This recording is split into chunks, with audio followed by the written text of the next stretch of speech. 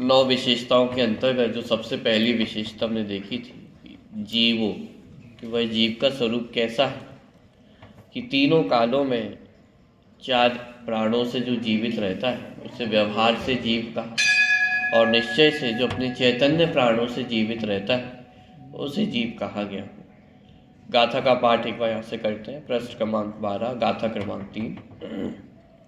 तिक्काले चदुपाणा इंद्रिय बल मावाण पाणोया व्यवहारा सो जीवो ऋक्षय दो दुचेदना चस।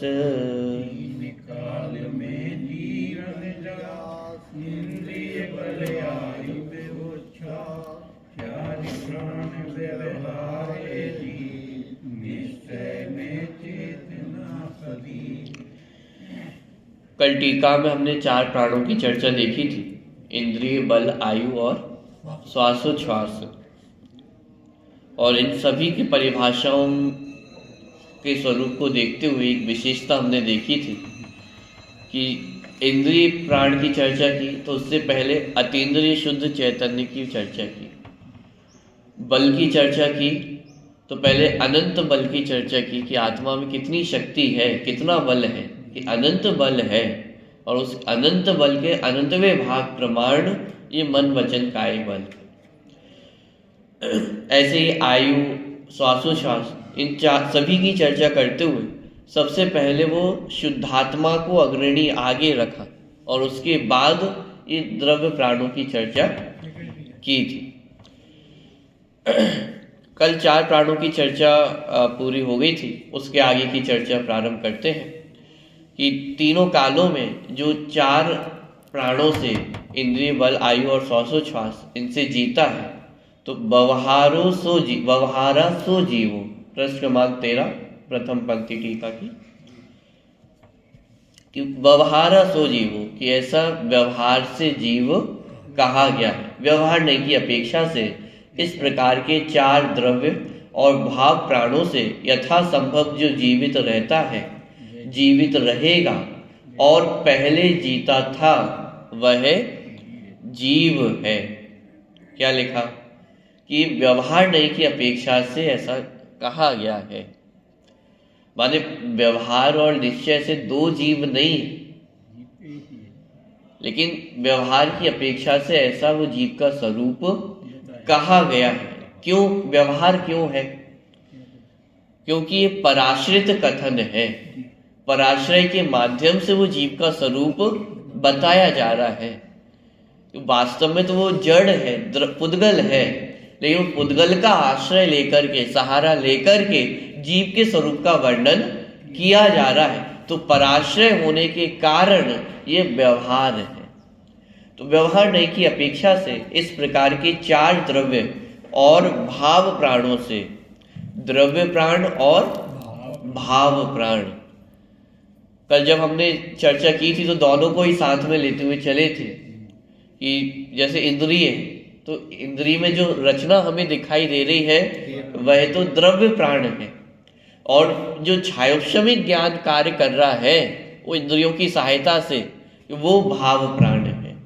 ऐसे ही बल के माध्यम से हमने चर्चा की थी कि वो मन वचन काय की जो संरचना है वो तो द्रव्य बल है, और वो जो आत्मा की शक्ति है, हमारे वीर्यांतराय का जो क्षयोपशम है, कि वो बल, आत्मा का बल, वो भाव बल। ऐसे ही आयु, कि वो जो आयु कर्म का उदय, वो जो शरीर में रहने की स्थिति काल, वो द्रव्य आयु है, और आत्मा में वो शरीर में रहने की योग्यता शक्ति, वो भाव आयु। माने इस तरह वो चारों ही प्राणों पे घटित किया था। तो द्रव्य प्राण और भाव प्राणों से यथा संभव जो जीवित रहता है, जीवित रहेगा, जीवित रहता है ये वर्तमान काल की बात, जीवित रहेगा ये भविष्य काल की बात, और पहले जीता था ये भूतकाल की बात। तो गाथा में तिक्काल है, तीनों कालों में जीवित रहता है, ये भूत, वर्तमान और भविष्य, ऐसे तीनों कालों में जीवित रहता है, वह जीव है। जीव को द्रव्येंद्रिय द्रव्य प्राण अनुपचरित असद्भुत व्यवहार नए से। अब यहाँ पे सबका वर्णन कर रहे हैं कि कौन से नए से कथन किया गया है, किस नए से बताया गया है। देखिए, द्रव्येंद्रिय आदि द्रव्य प्राण अनुपचरित असद्भुत व्यवहार नए से कहा गया है। क्यों कहा गया अनुपचरित असद्भुत व्यवहार नए से?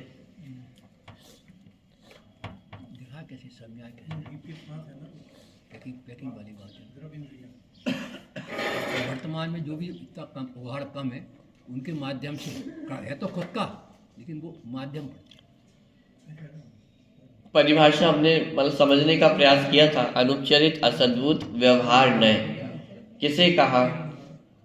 असद्भुत माने कि जिसकी सत्ता आत्मा में नहीं है, लेकिन ऐसी वस्तुओं को आत्मा का कहना। फिर उसमें दो भेद किए थे, उपचरित और अनुपचरित, कि जिनके साथ एक क्षेत्र का संबंध भी नहीं है, माने शरीर से भी बाहर वस्तुएं हैं, कि वह उपचरित नय का विषय बनेंगी। और जो शरीर से बाहर नहीं है, तो 5 इंद्रियां, ये शरीर है, हमारी संरचना है, 5 इंद्रियां हैं, बल है, श्वासोच्छ्वास है, ये सब इंद्रिय माने शरीर की ही संरचना है, शरीर के अंतर्गत ही पाए जाने वाली चीजें हैं। इसलिए अनुपचरित असद्भुत व्यवहार नय का विषय ये बनती। शरीर ये व्यवहार नय का विषय बनेगा, माने अनुपचरित असद्भुत व्यवहार नय। इसके साथ साथ जो 8 कर्म है, वे भी अनुपचरित असद्भुत व्यवहार नय का ही विषय बनते हैं, क्योंकि वे भी जड़ पुद्गल है, और उन जड़ पुद्गल कर्मों को आत्मा का कर्ता कहना, कि ये भी अनुपचरित असद्भुत व्यवहार नय का ही विषय बनेगा। तो द्रव्येंद्रिय आदि द्रव्य प्राण अनुपचरित असद्भुत व्यवहार नय से, और भावेंद्रिय आदि क्षयोक्षमिक भाव प्राण अशुद्ध निश्चय नय से। द्रव्य प्राण और भाव प्राण, दो भेद जो हमने किए थे, द्रव्य प्राण वाले जो बाहर शरीर की संरचना है, वो अनुपचरित असद्भुत व्यवहार नय से आत्मा के कहे गए हैं। और भावेंद्रिय आदि क्षयोक्षमिक भाव प्राण अशुद्ध निश्चय नय से। जो भावेंद्रिय आदि क्षयोक्षमिक भाव प्राण है, वह अशुद्ध निश्चय नय से आत्मा के कहे गए। 9 कर्म और द्रव्य कर्म को भले लिया है, भाव कर्म को। 9 कर्म माने जो शरीर है, और जो द्रव्य कर्म है जिनसे शरीर की संरचना हुई है, वे सब अनुपचरित असद्भुत व्यवहार नय का विषय। और जो आत्मा की क्षयोक्षमिक ज्ञानगत शक्ति है, योग्यता है, कि वह सब अशुद्ध निश्चय नय का विषय बना। भावेंद्रिय आदि क्षयोक्षमिक भाव प्राण अशुद्ध निश्चय नय से, और सत्ता चैतन्य बोध आदि शुद्ध भाव प्राण वो निश्चय नय से है। अब देखो, ऊपर जब अशुद्ध निश्चय नय की बात हुई तो वहां पे अशुद्ध शब्द का प्रयोग किया, लेकिन जब बाद में निश्चय नय की बात कही तो वहां पे शुद्ध शब्द का प्रयोग नहीं किया है। समझ में आ रहा है अंतर? देखो, टीका बहुत ध्यान से आप पढ़िए। भावेंद्रिय आदि क्षयोक्षमिक भाव प्राण अशुद्ध निश्चय नय से, तो यहाँ पे कौन से नय का प्रयोग है? अशुद्ध निश्चय नय का प्रयोग। और आगे सत्ता चैतन्य बोध आदि शुद्ध भाव प्राण निश्चय नय से। तो जब ऊपर अशुद्ध निश्चय नय का प्रयोग है, तो इससे घटित हो जाता है कि जो नीचे निश्चय नय की बात है, वह शुद्ध निश्चय नय की ही बात है। तो शुद्ध भाव प्राण वो तो नय का विषय, तो नय कौन सा? कि ऊपर अशुद्ध निश्चय नय की बात है, तो यहाँ अपने यहाँ पे घटित हो जाता है कि नीचे शुद्ध निश्चय नय की बात की जा रही है, इसलिए वहां अलग से वो शुद्ध निश्चय नय ऐसा नहीं लिखा है। तो सत्ता चैतन्य बोध आदि शुद्ध भाव प्राण ये निश्चय नय से जीव के चैतन्य प्राण है। देखिए, ऋक्षय नय दो चेतना जस शुद्ध निश्चय नय से उपादेय भूत शुद्ध चेतना जिसके है, वह जीव, कि निश्चय नय से तो उपादेय भूत शुद्ध चेतना जिसके है कि वह कैसा है, जीव है। कि अब यहाँ पे वो परम शुद्ध निश्चय नय का विषय, कि जो कभी विकार से युक्त नहीं होता है, अविकारी जिसे होना नहीं, कि ऐसा मात्र शुद्ध चैतन्य गायक जो है, कि उस शुद्ध चैतन्य गायक भाव से जो जीवित है वह जीव है। तो ऐसा शुद्ध निश्चय नय से उपादेय भूत, ऊपर जहां निश्चय नय का वर्णन किया वहां उपादेय शब्द का प्रयोग नहीं किया,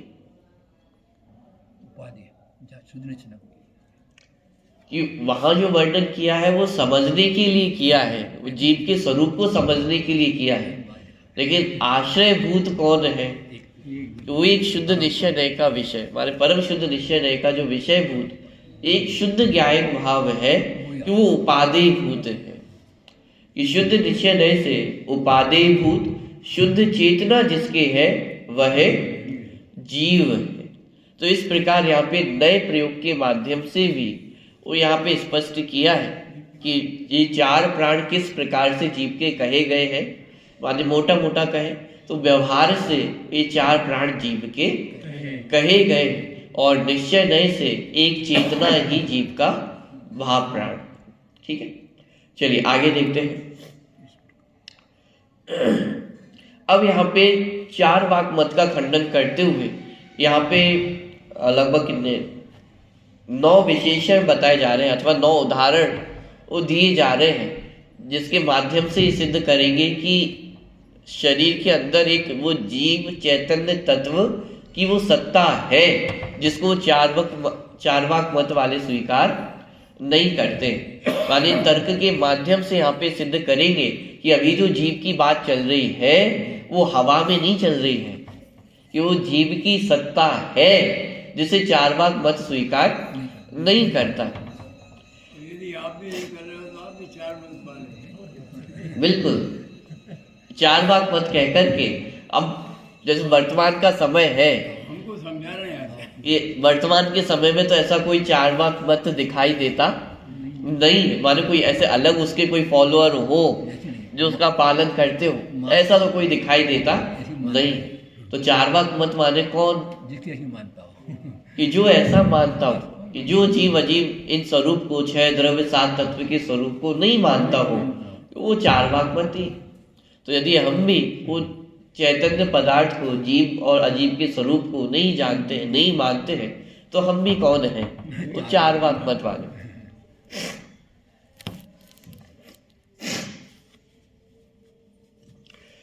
तो इस प्रकार यहाँ पे गाथा दी गई है, और गाथा के माध्यम से सिद्ध किया गया है कि इस शरीर के अंदर उस शरीर से भिन्न कोई एक जीव पदार्थ की सिद्धि है, माने अस्तित्व है, सत्ता है। देखिए सबसे पहला तर्क वत्स, कि जन्म लेते ही बछड़ा पूर्व जन्म के संस्कार से बिना सिखाए अपने आप ही माता का स्तनपान करने लगता है। माने मूलतः जो पूर्व भव के संस्कार हैं, कि उससे सिद्ध किया जा रहा है कि कुछ ना कुछ ऐसा तत्व है कि जो संस्कार एक भव से दूसरे भव में जाते हैं, और उससे सिद्ध होता है कि वो जीव की सत्ता है। यहाँ पे उदाहरण दिया बछड़े का। जैसे बछड़ा पैदा होता है तो वो अपने आप ही सीख जाता है कि कहाँ से उसे अपने भोजन प्राप्त करना है। ये जन्म लेते ही बछड़ा पूर्व जन्म के संस्कार से बिना सिखाए अपने आप ही माता का स्तनपान करने लगता है। अब यहाँ पे मनुष्यों के बच्चों का उदाहरण नहीं लिया, क्यों? क्योंकि मनुष्य के बच्चे को तो सहायता देनी पड़ती है, उसे बताना पड़ता है, हेल्प करनी पड़ेगी माता को। लेकिन वो बछड़े की हेल्प करने वाला कौन है? उसे किसने बताया कि भाई कहाँ से भोजन प्राप्त करना है? बात सिद्ध हो जाती है। जो मायाचारी करते हैं वो त्रेंच के पर्याय में जाते हैं। दूसरी बात ये हुई कि जीव का मरण नहीं, इसलिए ज्ञानी तो स्वतंत्र रहते हैं कि मेरा मरण कभी होता ही। कि वो बछड़े का उदाहरण देके बिल्कुल ही स्पष्ट कर दिया कि उस बछड़े को तो कोई बताने वाला नहीं, कोई सहायता करने वाला नहीं है, लेकिन फिर भी उसे अपना भोजन कहाँ से प्राप्त होगा, वो उसको मार्ग अपने आप खोज लेता है। तो कैसे खोजे? कि ये पूर्व के संस्कार है, कि पूर्व के संस्कार ना हो तो ये वर्तमान में उसे किसने बताया है, वो किसकी भाषा उसे समझ में आने वाली है। ये आत्मा पूर्व में भी थी जो भी इस बछड़े के रूप में विराजमान है। तो जन्म लेते ही बछड़ा पूर्व जन्म के संस्कार से बिना सिखाए अपने आप ही माता का स्तनपान करने लगता है। तो इससे ये सिद्ध होता है कि वो जीव की सिद्धि वो पूर्व भव में भी थी, माने उसकी सत्ता पूर्व भव में भी थी, और उसी के संस्कार लेते हुए वो वर्तमान भव में आया है। दूसरा, अक्षर, अक्षर का ज्ञान होना, अक्षर का उच्चारण होना। अक्षरों का उच्चारण जीव जानकारी के साथ आवश्यकता अनुसार करता है। जड़ पदार्थों में विशेषता नहीं होती कि ये भी यदि पूर्व के संस्कार ना हो तो बोलना कैसे सीखे। तो आप कह सकते हो कि वो तो सुन सुन के सीख जाता है। ज्ञान शक्ति ना हो, जो छोटा सा बालक है, अब हम सभी हिंदी में भाषा में बात करते हैं तो हिंदी भाषा बोलना सीख जाता है। कोई बचपन से अंग्रेजी उस वातावरण में पैदा हो तो अंग्रेजी बोलना सीख जाता है। जैसे बहुत बार देखा होगा, छोटे छोटे बच्चे होते हैं, एकदम 3-4 साल के बच्चे हैं और एकदम फटाफट अंग्रेजी बोलते हैं। अंग्रेजों के बच्चे नहीं, भारतीय माता पिताओं के बच्चे जो भारत में ही रहते हो, वो बच्चे भी 3-4 साल के और फटाफट अंग्रेजी बोलने लग जाते हैं। कैसे बोलने लग जाते हैं? मदर टंग जो माँ बोलेगी। ये आप कह सकते हो कि वो तो माता पिता जिस भाषा में बात करते हैं तो उसको सुन सुन के वो सीख जाते हैं। लेकिन माता पिता मान लीजिए हिंदी में बात कर रहे हैं, अब का शब्द बोलना है, अब वो बालक ने सुन तो लिया कि का, लेकिन वो उच्चारण कैसे करे? का बोलने के लिए वो जिह्वा कहाँ जानी चाहिए, ता बोलने के लिए वो जिह्वा कहाँ टच होनी चाहिए, वो कौन सिखाने वाला है? ये तो उसके माता पिता ने भी नहीं सिखाया ना। ता था दा धा दा, ये कहाँ जिह्वा कहाँ टच हो कि अलग अलग वो स्वर निकले, अलग अलग भाषा वो निकले, किसने सिखाया है? इस भव में तो अधिक से अधिक वो शब्द सुन सकता है, भाषा सुन सकता है, लेकिन वो भाषा का उच्चारण करना ये पूर्व भव के संस्कार को सिद्ध करता है कि का बोलने मात्र से, सुनने मात्र से उसे ज्ञान हो गया कि का बोलना कैसे है। ये पूर्व भव के संस्कार को सिद्ध करता है। वो छोटा सा बालक भी वो भाषा बोलना सीखता है, उच्चारण करना सीखता है, तो ये पूर्व भव का संस्कार है। उस पूर्व भव के संस्कार के बिना बोलना कैसे सीखे? बताया तो किसी ने है नहीं कि भाई जिह्वा यहाँ टच होनी चाहिए, ऐसे टच होनी चाहिए, लेकिन फिर भी उसे उसका ज्ञान हो जाता है। तो अक्षरों का उच्चारण जीव जानकारी के साथ आवश्यकता अनुसार करता है। जड़ पदार्थों में यह विशेषता नहीं होती। जड़ पदार्थों में इस प्रकार की विशेषता नहीं पाई जाती है। यद्यपि भाषा, ध्वनि ये पुद्गल द्रव्य की पर्याय है, लेकिन पुद्गल द्रव्य की पर्याय होने पर भी ये विशेषता उसमें नहीं है कि उसका प्रयोग कैसे करना है। वो का शब्द, वो आ छोटा बड़ा, छोटी बड़ी कैसे बनेगी, ये जानकारी पुद्गल द्रव्य में नहीं, ये जीव की विशेषता है। ये जड़ पदार्थों में यह विशेषता नहीं होती है। तीसरा, भव। यदि आत्मा एक स्थायी पदार्थ ना हो तो जन्म मरण किसका होता है? कि जन्म मरण की बात चलती है, तो ये जन्म मरण किसका हुआ? किसका जन्म और किसका मरण? कि जन्म मरण मानना यदि मानते हैं तो इसका मतलब ये मानना होगा कि कोई इस जन्म के पहले भी था और इस मरण के बाद भी कोई रहने वाला है। तो भव, यदि आत्मा एक स्थायी पदार्थ ना हो तो जन्म मरण किसका होता है? कि जो पुद्गल द्रव्य है ये तो पहले से ही मरण को प्राप्त है, इसमें तो पहले से ही प्राण नहीं है, वे जन्म मरण किसका? चौथा, सादृश्य। आहार, परिग्रह, भय, मैथुन, हर्ष, विषाद आदि सब जीवों में एक समान दिखाई देते हैं। 4 संज्ञाओं की बात आती, आहार, भय, मैथुन, परिग्रह, 4 संज्ञाएं माने सभी जीव में रहती है।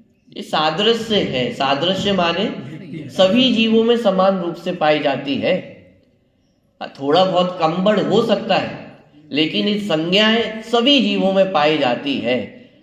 आहार की संज्ञा, ये भोजन से जीवन चलता है, किसने सिखाया है? भूख लगे तो भोजन करना चाहिए, किसी को सिखाना पड़ा है?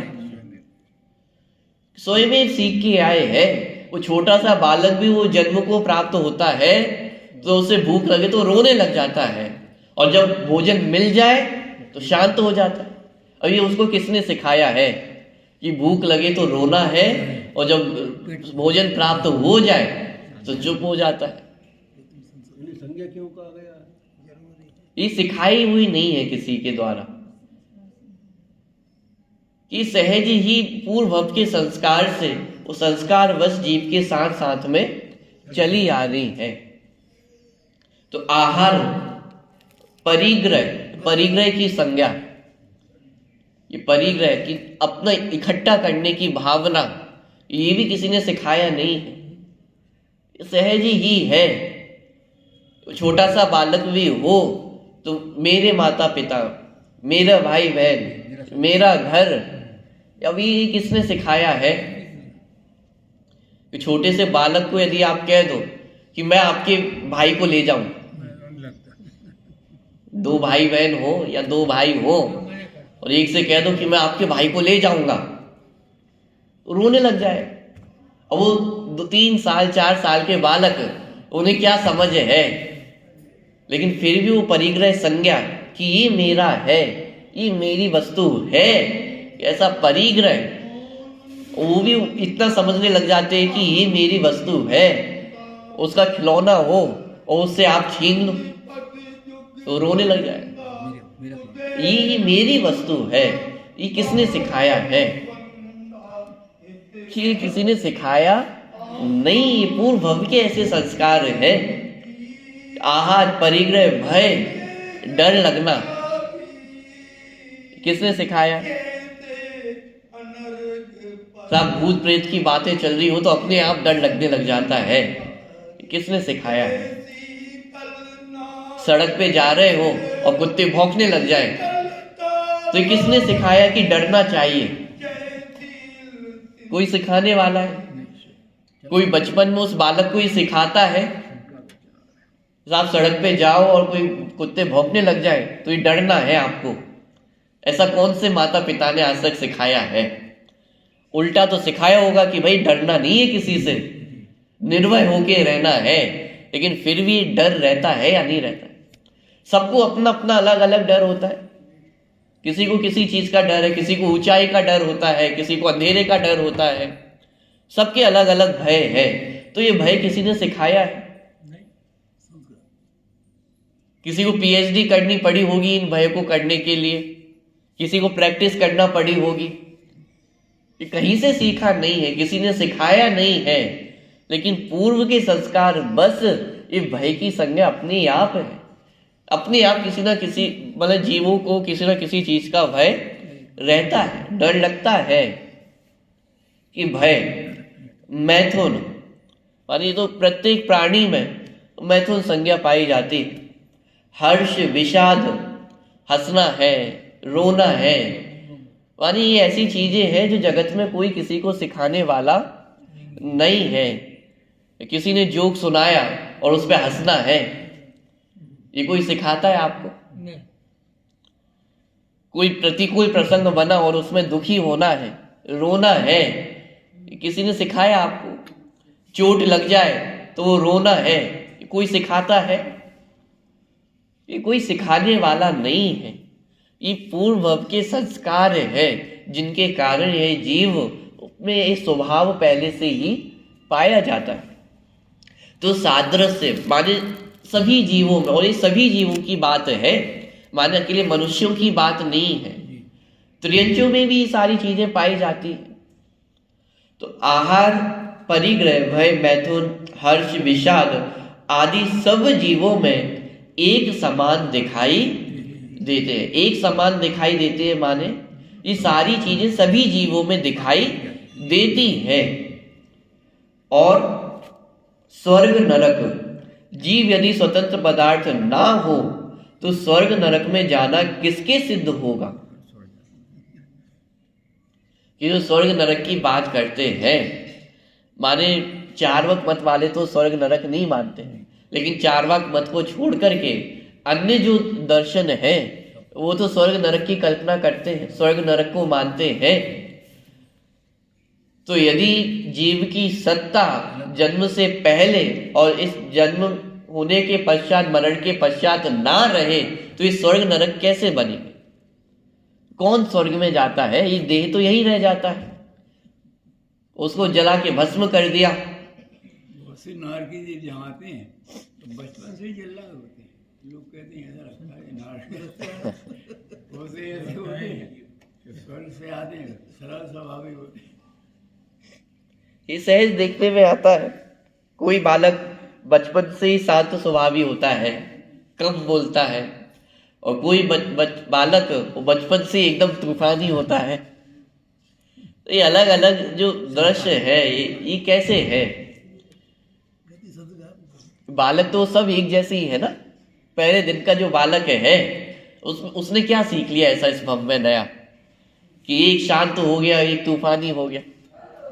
वो किसने सिखाया है उसको कि साहब शांत रहना चाहिए, और मस्ती करना उसको किसने सिखाया? ये सब पूर्व भव के ही संस्कार है।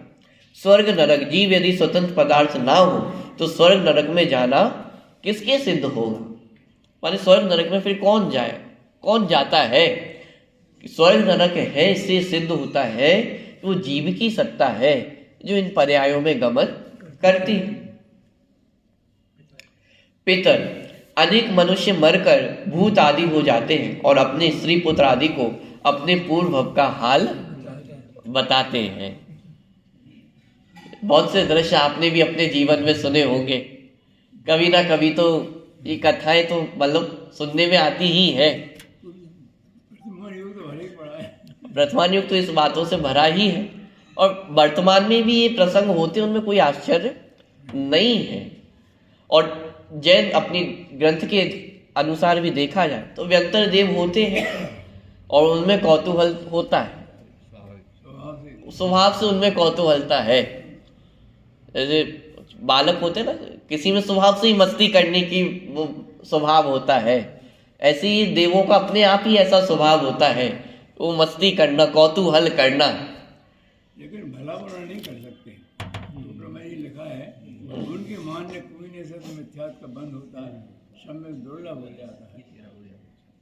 इसलिए स्वप्न में भी उनको मान्य कि व्यंतर देव होते हैं, इस बात की मनाही नहीं, होते हैं, सत्ता है उनकी भी, व्यंतर देव होते हैं।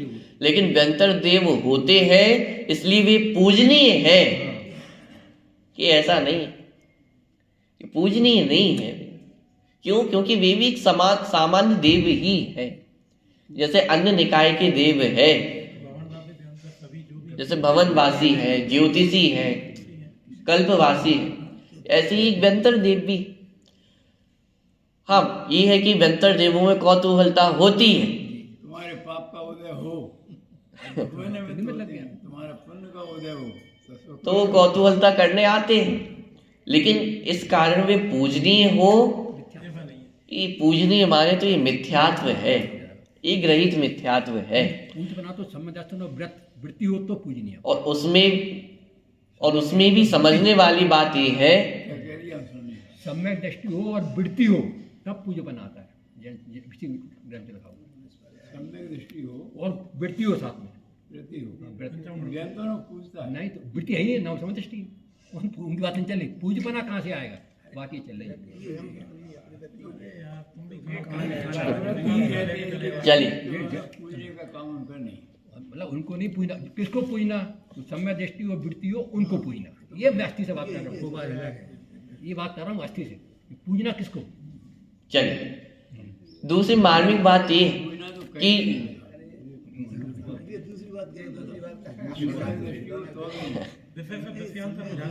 नहीं होता। चलिए यहाँ ध्यान दीजिए, ये बात सीधी बात कि व्यंतर देव समझना पड़ेगा। यदि हमारा पाप का उदय ना हो तो हमारा कुछ बुरा नहीं कर सकते, और पुण्य का उदय हो तो भी हमारा कुछ बुरा नहीं कर सकते, और पाप का उदय हो तो कोई बचाने वाला नहीं है। माने इसमें व्यंतर देव कुछ कर सकते हो ऐसा नहीं है। कि जब तक हमारे पुण्य पाप का उदय है, उस पुण्य पाप के उदय के विपरीत तो व्यंतर देव कुछ भी करने में समर्थ नहीं है। जैसे सीता जी का उदाहरण लें, जिस समय सीता जी का अपहरण हुआ उस समय वो देवता कहाँ थे? तेरा उदय ऐसा निकल क्या उनको ख्याल में नहीं था कि सीता जी का अपहरण हो रहा है? चलिए, तो रावण उनका अपहरण करके ले गया था, वो अर्धचक्री होते हैं, देवता अगर उनकी सेवा में तत्पर रहते हैं, वो रावण का बहुत प्रभाव था। चलिए, रावण से वो छूटकर आ गए, वो सारा प्रसंग हुआ।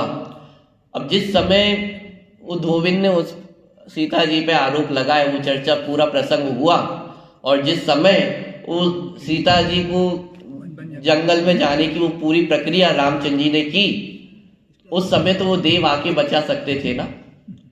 उस समय तो वो देव रामचंद्र जी को आकर समझा सकते थे कि साहब वो सीता जी की कोई गलती नहीं है, निर्दोष है। तो उस समय वो देवतागण कहाँ चले गए? डॉक्टर साहब ने पूरे प्रसंग ही लिखा अपराधी श्री राम, कि जब वो अग्नि कुंड बन गया, उसमें उस सारी जलाने की अग्नि जलाने की व्यवस्था चल रही थी, उस समय देवतागण कहाँ गए? अच्छा, जिस समय वो सीता जी अग्नि कुंड में प्रवेश कर गई, उस समय देवतागण कहाँ गए? आकर रोक लेते ना, बचा लेते। और ये तो सीता जी का प्रसंग था कि वो अग्नि कुंड में गई और वो जली नहीं। उस समय उस देव का वहां से निकलना और पानी का होना सब निमित्त संबंध है। अरे मैं तो ये कहता हूँ कि वो देवतागण वहां से ना भी निकले तो उनके ज्ञान का विषय तो बनते ही है ना। अवधि ज्ञान होता है, भले को अवधि ज्ञान है, ज्ञान का विषय तो वो बनते ही है ना। लेकिन तुम्हारा पुण्य का उदय तो कहने की बात ये है कि जब तक अपने पुण्य का उदय ना हो तो देवतागण भी क्या कर सकते हैं? जितने समय तक उनका पाप का उदय था तो इतने विपरीत प्रसंग बने, और एक जगह भी देवता मदद करने नहीं है। और जब बिल्कुल वो अग्नि कुंड में प्रवेश कर गई है, और तब याद आ रही है उन देवताओं को, इन्हें नहीं अब जाके बचाना चाहिए। सब उदय समय निश्चित है, और कदाचित उनके पाप का उदय होता जल जाती और जल जाती तो कोई आश्चर्य थोड़ी ना। उससे भी शास्त्री ने लिखा है कि 8 साल की बच्ची को अग्नि में डाल तो वो जल जाए, तो क्या व्यभिचार नहीं कहोगे उसे? कहता कोई आश्चर्य थोड़ी ना होता। मानिए, समझने वाली बात है कि वो व्यंतर देव भी हमारा कुछ हित अथवा बुरा करने में समर्थ नहीं है। कि जब तक हमारे पुण्य का उदय है तो हजारों लाखों व्यंतर आकर के भी हमारा रंच मात्र भी बिगाड़ नहीं कर सकते हैं, और पाप का उदय हो तो बचाने में कोई निमित्त नहीं बन सकता है। तो इसलिए वो वास्तव में व्यंतर देव आदि कोई पूज्य नहीं होते हैं। तो अनेक मनुष्य मरकर भूत आदि खो जाते हैं और अपने स्त्री पुत्रादि को अपने पूर्व भव का हाल बताते हैं। यहाँ इन व्यंतर की बात क्यों की जा रही है? यहाँ तो ये सिद्ध करना है कि ऐसा प्रसंग जगत में देखा जाता है या नहीं देखा जाता है। तो इससे सिद्ध होता है कि जीव की सत्ता वो मरण के पश्चात भी रहती है। वो इस बात को यहाँ पे सिद्ध करना है। ठीक है। चूल्हा, हंडी, जीव यदि पृथ्वी जल अग्नि वायु और आकाश इन 5 महाभूतों से उत्पन्न होता हो तो दाल बनाते समय चूल्हे पर रखी हुई हंडिया में भी पांचों महाभूतों का समागम होने के कारण वहां भी जीव उत्पन्न होना चाहिए, परंतु ऐसा नहीं होता है। माने वहां मत में ऐसी मान्यता है कि पांच भूत तत्वों से मिलकर के वो जीव बनता है, कि आकाश, पृथ्वी, जल, अग्नि, वायु, इन सब से मिलकर के वो जीव बनता है। तो दाल की हांडी में जब वो दाल पकाने रखते हैं तो वहां पर भी इन सब का प्रवेश है। आकाश भी है, जल है, अग्नि है, वायु है, आकाश है, पृथ्वी है, सब कुछ तो है। तो जीव कहाँ बना उसमें? दाल बनी। कि दाल तो बन गई, लेकिन जीव, तो ये सिद्ध किया कि इस प्रकार से जीव की रचना नहीं होती है, कि जीव इन पांच भूत तत्वों से कोई भिन्न सत्ता वाला है। अंतिम मृतक, मुर्दों में पांचों पदार्थ होते हैं, परंतु उसमें जीव की ज्ञानादिक नहीं होते हैं। माने जो पांच भूत तत्वों की चर्चा की तो मृतक में मौजूद है, लेकिन उसमें जीवत्व की उत्पत्ति नहीं होती। इस प्रकार जीव एक पृथक स्वतंत्र पदार्थ सिद्ध होता है। इस दोहे में कहे हुए 9 दृष्टांतों द्वारा चार्वक मतानुयायी शिष्य को समझाने के लिए जीव की सिद्धि से व्याख्यान यह गाथा समाप्त हुई। अभी गाथा की चर्चा समाप्त नहीं हुई है, ये जो दोहा रूप जो गाथा आई थी उसकी चर्चा समाप्त हुई है। आगे अपन और चर्चा करेंगे।